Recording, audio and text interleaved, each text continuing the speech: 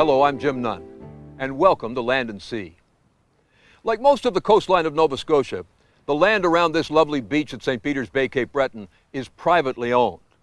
We'll meet the feisty owner in a moment. You may recognize him, and perhaps you've read him. But the fact is, he and other conservationists became concerned about what happens to places like this. So the ownership of the 70 hectares of land around this beach is about to transfer to the Nova Scotia Nature Trust. It is quite simply a piece of paradise on Earth. It lies on the coast, the southwestern shore of Cape Breton Island. 4 kilometers of rugged oceanfront forest, undisturbed by man or machine for decades. Safe haven for the myriad birds, plants, and animals native to this special place.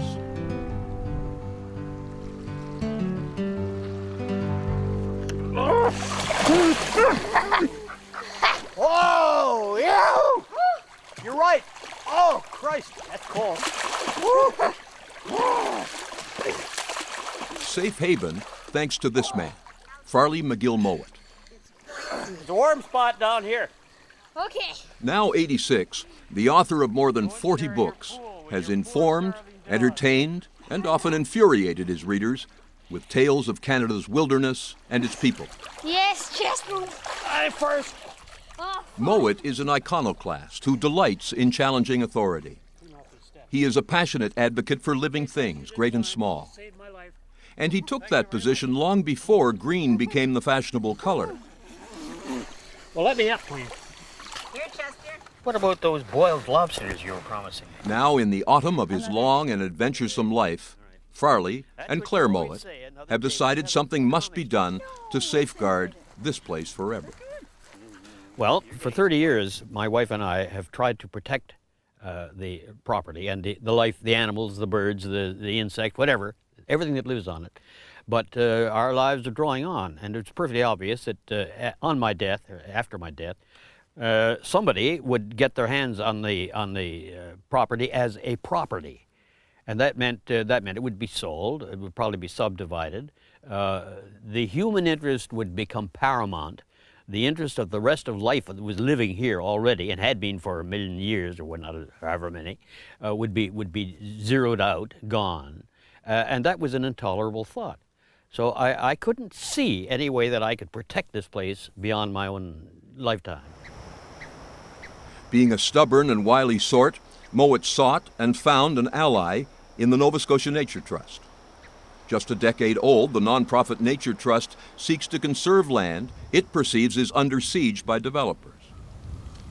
What the Nature Trust is doing right now, they see something that nobody else has apparently seen, which is the takeover of almost the entire coast of the eastern seaboard by wealthy, vested interests who want to exploit it just to make a profit. Want to sell it to rich people. The rich people want it because it offers them privacy, it offers them their own view of the ocean, their own golf club in behind, and so on. You know, all the things that rich people want. The Nature Trust understands the danger that the entire the entire viable coastline of Nova Scotia is at risk. And it's imminent. It's happening so fast.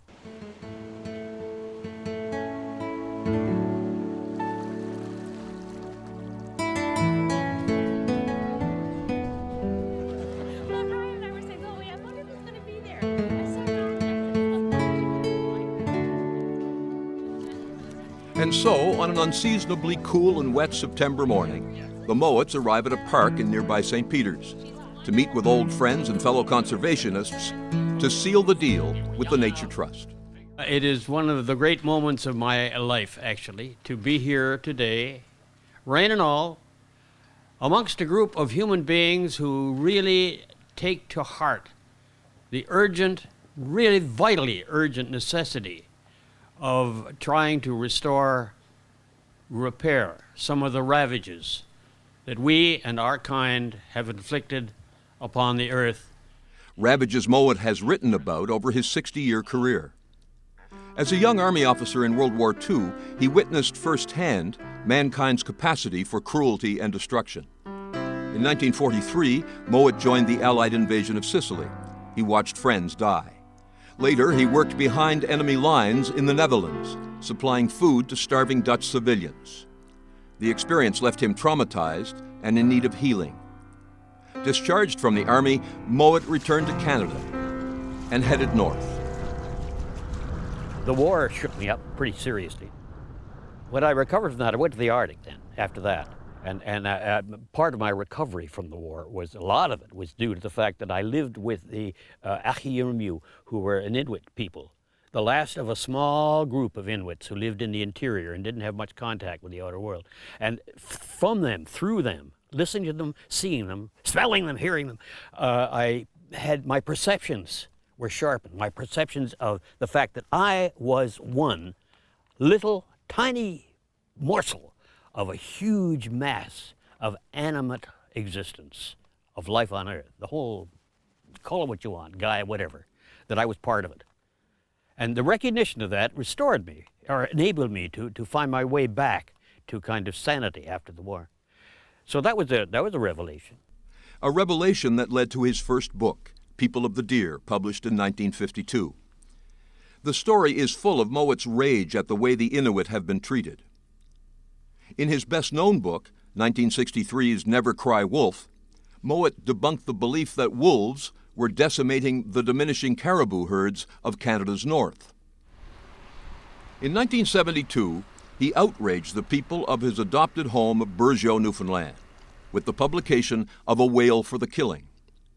Mowat describes how Newfoundlanders tormented and killed a 21-meter pregnant fin whale that became stranded in waters near Bourgeot. His one-man campaign to save the whale brought national attention and scorn to Bourgeot and all of Newfoundland. After 8 years as an adopted Newfoundlander, Mowat was no longer welcome. He moved to this place, River Bourgeois, Cape Breton. My poor dog has bad halitosis. My poor dog has double BO. And here, over 3 decades, he's cared for this land around this lovely cove, leaving his property undeveloped, unsullied, so the land's wildlife is undisturbed by humans. Dory must go. Okay, give the ending.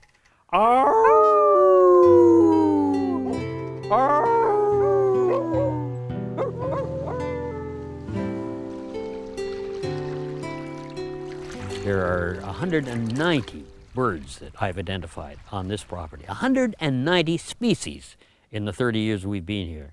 I found over 28 species of animals, mammals, ranging from a water shrew, no longer than that, to a moose.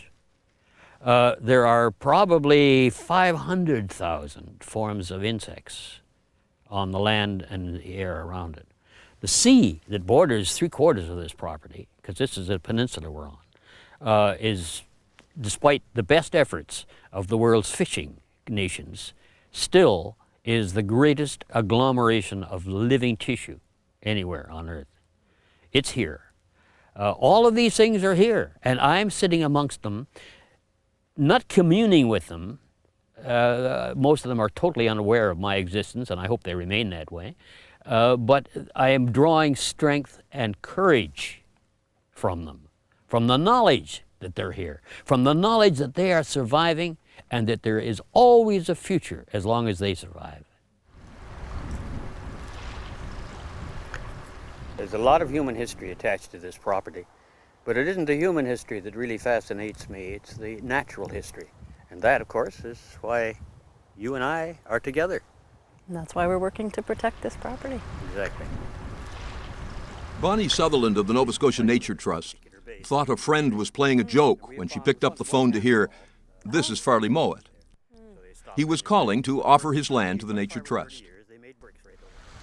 With 95% of Nova Scotia's coastline in private hands, Sutherland says the responsibility for conservation in Nova Scotia falls to each landowner. Most Nova Scotians, land defines us. We love Nova Scotia. It's what brings people back to Nova Scotia when they move away. We love the land, we love the sea. And where we have so much land in private ownership here. So much land indeed. 70% of Nova Scotia is owned privately. And on the coast, the rate is even higher. 95% of Nova Scotia oceanfront is in the hands of private owners. That's unlike the rest of the country, where the Crown owns 9/10 of all land. So in other provinces, if government wants to put aside land as preserved habitat or create a green space, it's easily done. Not so in Nova Scotia. Here, it's up to private landowners. From a human perspective, we want these places set aside so there are places we can take our grandkids and still enjoy a beautiful undeveloped piece of Nova Scotia where we can paddle on a lake that isn't inundated with wall-to-wall cottages, where we can enjoy undisturbed woodlands.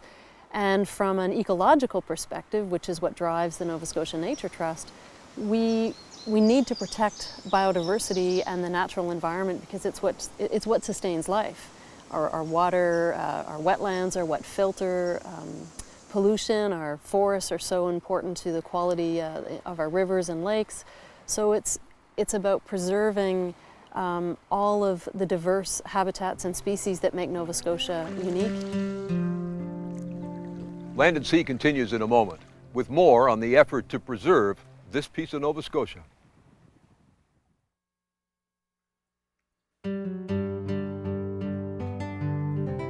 The Nature Trust is now responsible for the care of the Mowat's land in perpetuity, but an accommodation has been made for the family. It certainly is beautiful down here. I know, I love this. It's so beautiful. The sky and the clouds. And look, Justin, you can see your island over there. Farley's son Sandy, Sandy's partner Kim Huntley, and their 12-year-old son Justin will own the house and buildings on the property for as long as they live. Of course, the best part is now getting to ford the little stream here. Give it a go. You can do it from here. Let me try one. Justin has fond memories of getting away from his home in Toronto for a few weeks each summer to visit his grandparents in Cape Breton. Like his grandfather, Justin loves the place. Oh, that was...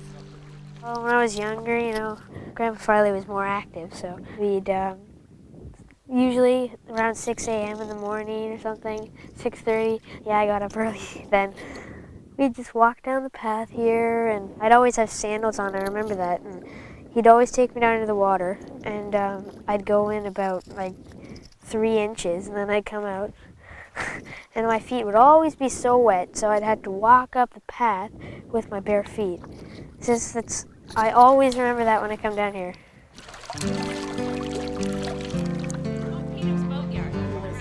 For 35 years, the author Sylver Donald Cameron has called Farley Mowat friend. I think that we actually met when he came around the corner of my house, the little house I'd just bought in Discoos, and found me wearing nothing but a set of coveralls up to my hips and a rotten septic tank that I was actually shoveling out. It was a great auspicious literary moment. Cameron says Mowat has documented mankind's abuse of the planet throughout his career. He doesn't suffer fools gladly, and he doesn't suffer abuses of people or the environment or animals gladly. He can get very fierce very quickly about that. He's very uncompromising. He has kind of a ruthless intellect in certain respects. I mean, you study his work a bit and you realize that his portrait of human beings is pretty black, you know. His view of human beings is pretty black. I think his greatest book is Sea of Slaughter, which is probably one of his least popular, but it's a magnificent, terribly depressing study of the way that European human beings have just cleaned out the Western Ocean, and all the huge teeming body of life that was here when we first came, just gone. 1983's Sea of Slaughter chronicles 5 centuries of looting of the Atlantic by hunters and fishermen, first the Europeans and then North Americans. From the extinction of the great auk to the relentless attack on whales, from the seal hunt to the collapse of the cod fishery, Mowat details how commercial interests squandered the vast resources of the North Atlantic. As Cameron says, Mowat does not hold humankind in high regard. My days of wanting to change the situation may be over. I may have come to a conclusion, I'm not sure about this, that the sooner we get off this goddamn planet, the better. I don't regret the concept of extinction for mankind. I think that this may be the solution for the survival of the rest of life on Earth. That our departure will be a blessing, not a curse.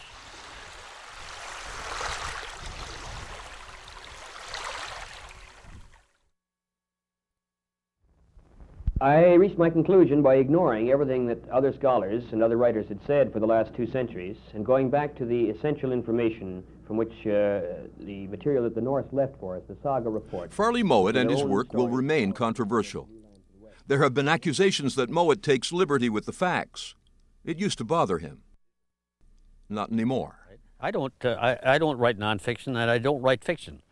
I write the truth, and screw the facts. If the facts get in my way, the hell with them.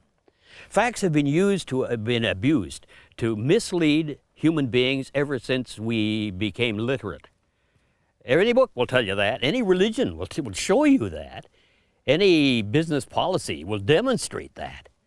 Facts exist to delude us. I trust my subconscious.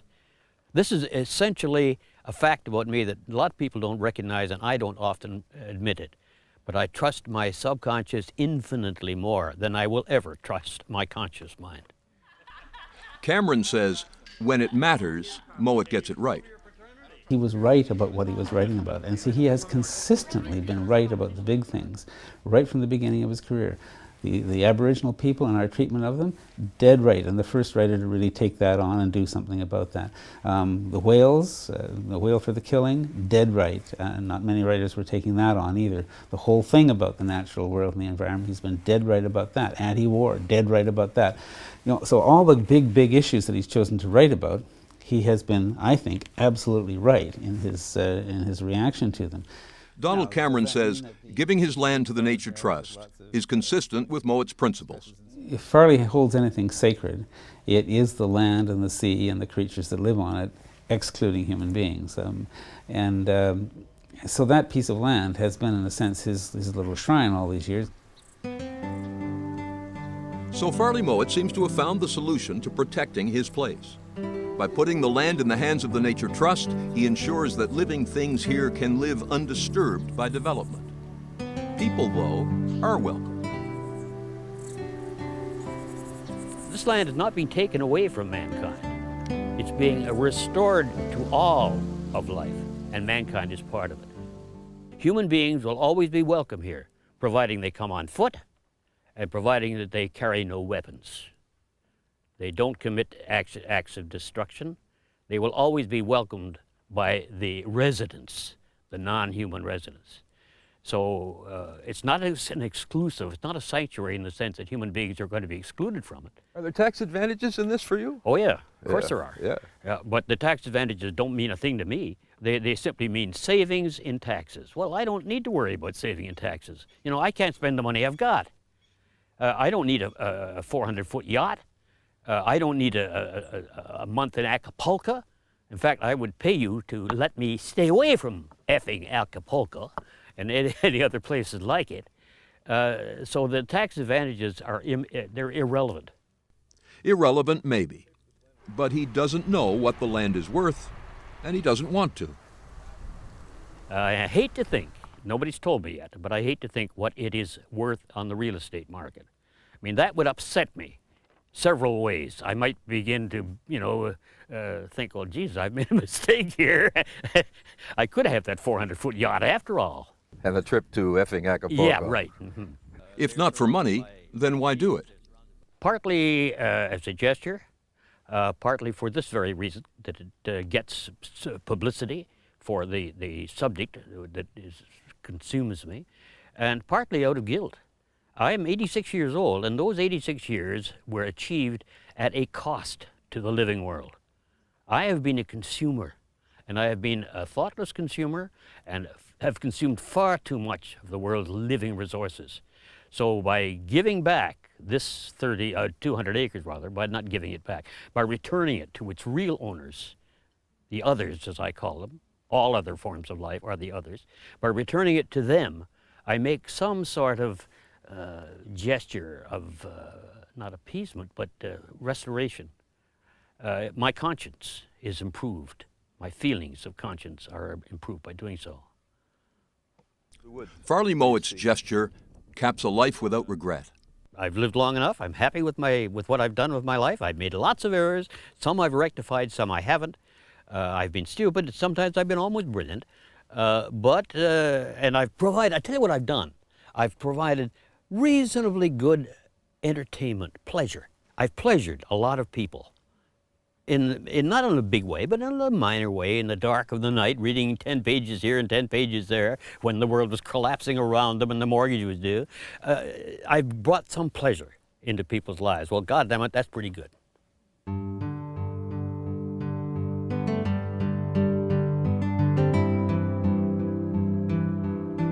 Pleasure into people's lives. Still feisty at 86. And now permanent protection for his special piece of Cape Breton. Pretty good, Farley Mowat. Pretty good.